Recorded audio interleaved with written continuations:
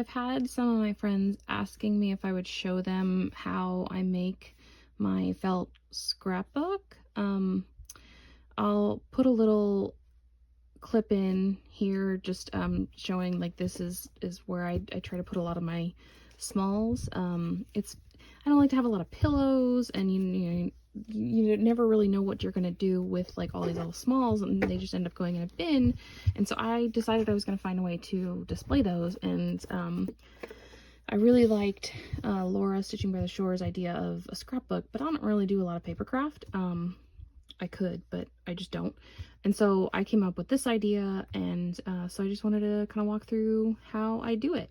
So you can start one of two ways. Either you can just take one piece of felt and you can start putting your pieces on it. I've got two here. And then you can sew the pages together, or you can start with two blanks and sew them together. And so I am gonna go ahead and use this one for the tutorial. I'll end up doing a bunch more afterwards, but just for the tutorial. So the first thing you want to do is you want to get these two pieces, and they're going to stick together, and you want to put them face down, and you need to figure out which side you want to be the outside edge of your page and which you want to be the inside. So I'm going to make this the outside, and so I'm going to sew down here pretty close to the edge. Okay, so I have this edge sewed, and the next thing you're going to do is you're going to open it up, flip it over, and you're going to crease it really good, or you can kind of roll it as you sew, but you're going to basically, it's kind of like it's a French seam in all honesty. Like the shortest explanations, it's a French seam so that it has all the seam on the inside. And so you're just going to go down here and stitch all the way down again to make the page edge. I will say one of the ways that you could cheat is just to buy one of the bigger pieces of felt, and then you fold it in half, and then all you have to do is sew the one time. But I personally like having the multicolor pages, like brown on this side, gray over here. Additionally, you could also choose your thread based on what color felt you have, but again, I just like the look of it, so that's what I'll do there. So this is all sewn up. Then you need to figure out where you want your holes, and of course it's up to you if you want to do just one at the top, if you want to do 2, 3. I do 3. And so I'll take my ruler from over here and I'll lay it down, and what I'm gonna do, it's just shy of 12 inches. This one might be right on 12. Each one is different depending on where you buy them from, but I'll go and I'll make marks at 3, 6, and 9. And then I'm gonna take my awl here and poke through both layers. So you can see here, I'm going through both layers, and I have a smaller awl, so I'm going as far in as I can. If you have a larger one, it might serve you better, but that's just what I've got working with. And so then I'm gonna take some scissors here, and I'm gonna go in and I'm just gonna make a couple slits, because what I wanna be able to do is I wanna be able to fit this grommet into the hole, and so I need a certain size. So I'm gonna widen these holes with some scissors and stick a grommet in, and show you what I got from there.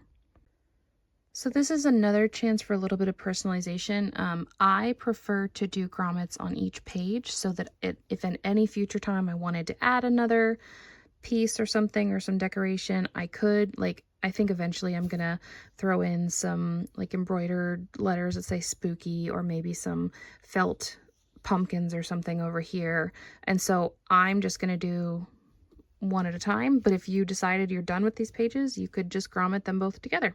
And so it fell off here because I wasn't holding it properly, but you just stick the end on here. I'm gonna have to put the phone down to be able to do this, but then you take your grommet pliers, squeeze it shut.